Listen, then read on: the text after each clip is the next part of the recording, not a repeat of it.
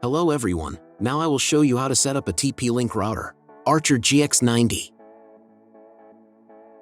And before we start, I want to say that if my video will help you, please support my work. Every donation will help rebuild my home, which was destroyed by Russian invaders. Half of all donations I will send to animal shelters and funds which support Ukrainian war victims. All details are in the description down below. The first thing you need to do is turn on the router. Take the power adapter. Plug one end into an outlet and the other into the router.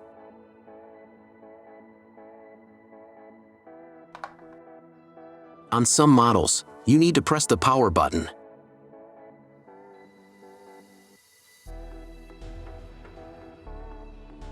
When the router turns on, the indicator will light up. Then connect the cable from your broadband provider to a special port. This port is usually signed as WAN or Internet, and usually it has a different color. Each cable should be inserted until it clicks. Next, insert one end of the Ethernet cable that comes with the router into one of the LAN ports.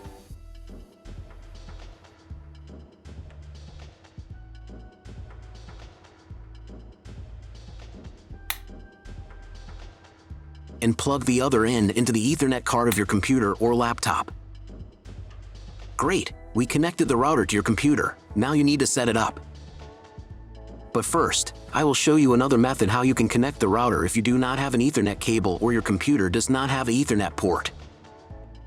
All you need to do is connect the router with the power adapter and the cable of your internet provider.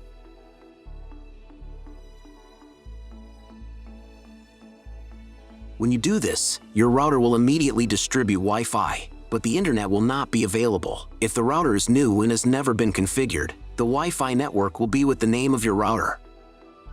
The router name and Wi-Fi password are printed on the sticker that is located on the router. These credentials are different for each router. Connect to it. Great, you have connected to the router. Now let's proceed to its configuration. First, open your browser and go to the URL that you see on the screen. Use the address bar, not the search bar. If the link doesn't open, or you see a page with a password that you don't know, it means that your router has already been configured, and you need to reset it to factory settings. Press the special reset button on the router for 5 to 10 seconds. The indicators on the router will blink. Usually this button is inside the router case to prevent it from being accidentally pressed. In this case, press it with a thin object. The router will reboot and the settings will be reset to factory defaults. Then you can try to enter the router settings panel again. If your router settings panel looks not like mine, it means that your router has a different version of firmware. I recorded a video for each type of firmware. All links are in the description down below.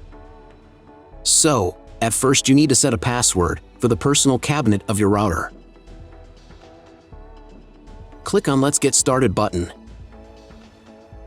I should also warn you that depending on the firmware version, you may not have some setup steps or they will be in the wrong order. Trust me, you got this. Just watch the video and follow instructions. On the first screen, select your time zone. If you don't remember which one you have, select any and click Next. On the next page, select the type of internet connection. Usually it is specified in the contract with your broadband provider. If you don't know, you can try to click on the Auto Detect button. The router will try to identify what type you have. If it has failed, select Dynamic IP and click Next.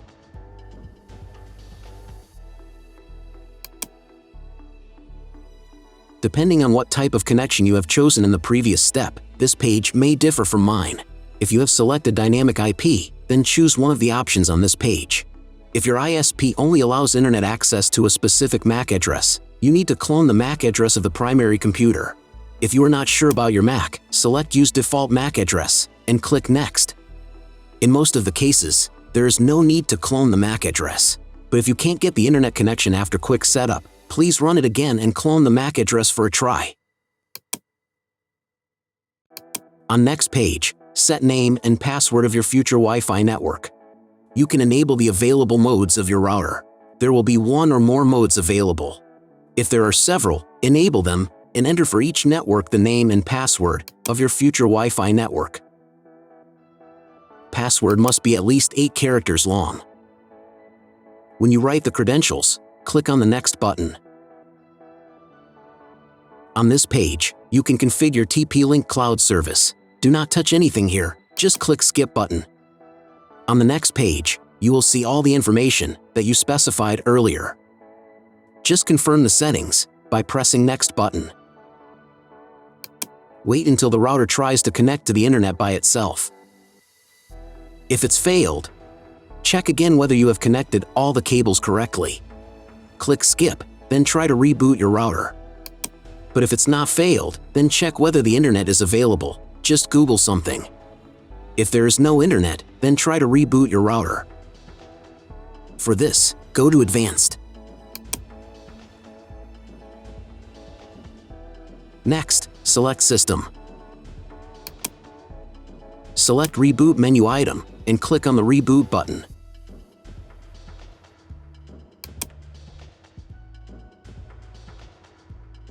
If the internet still does not appear, then log into the router control panel using the password that you created at the very beginning of the router setup. Select Internet menu button, and then clone MAC address. After that, save the settings. Reboot your router and after a couple of minutes check internet connection.